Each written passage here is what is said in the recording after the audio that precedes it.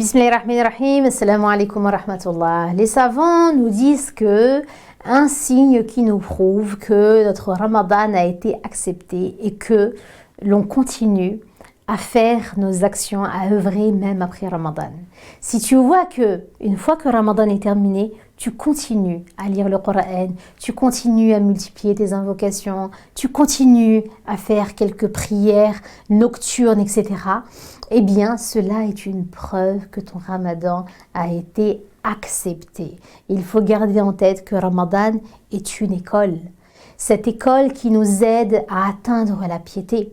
Allah Azza wa Jal dit dans le Coran: Ya ayyuhalladhina amanu kutiba alaykumus siyam kama kutiba ala alladhina min qablikum la'allakum tattaqun.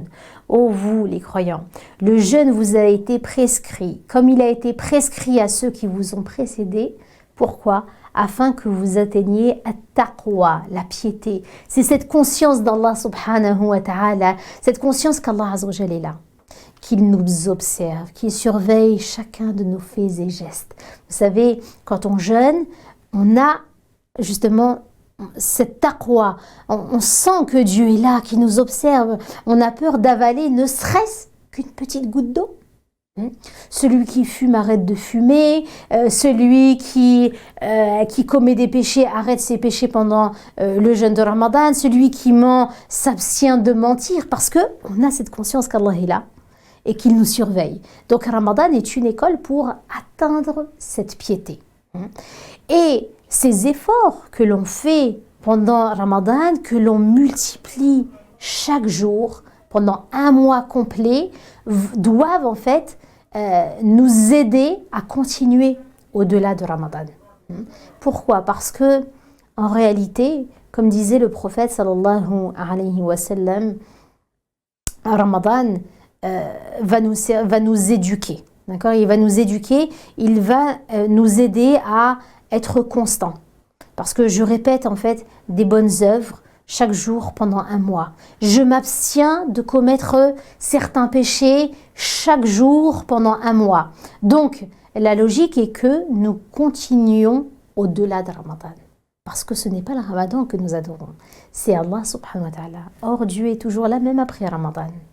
Et le prophète alayhi salatu wa salam disait quoi?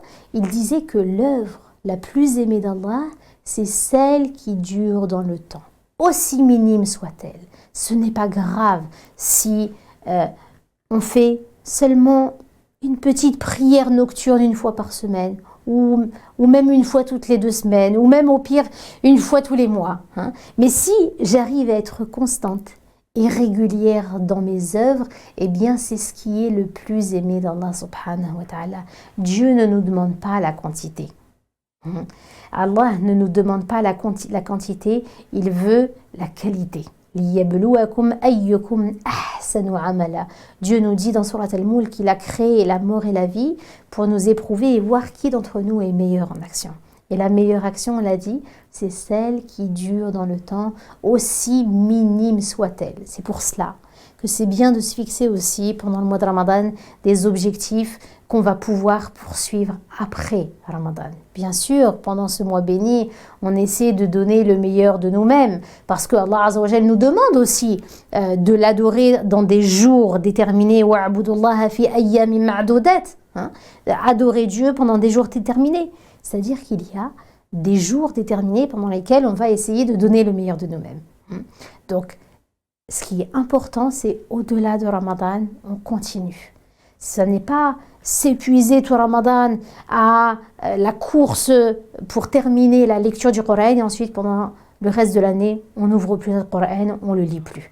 Il vaut mieux lire un peu pendant Ramadan, un petit peu chaque jour et poursuivre ses efforts tout au long de l'année afin de nous permettre d'être réguliers, d'être constants et mériter cet amour d'Allah subhanahu wa ta'ala, de sorte à ce que lorsque l'on va mourir, Inch'Allah, on soit toujours dans cette continuité d'action vers Allah subhanahu wa ta'ala. Barakallahu fikum, qu'Allah subhanahu wa ta'ala accepte notre jeûne, qu'Allah subhanahu wa ta'ala accepte nos invocations, qu'Allah subhanahu wa ta'ala accepte nos œuvres, qu'il nous pardonne et qu'il nous fasse miséricorde et qu'il nous permette de nous retrouver pour d'autres sessions autour de Ramadan. Assalamu alaikum wa rahmatullahi wa barakatuh.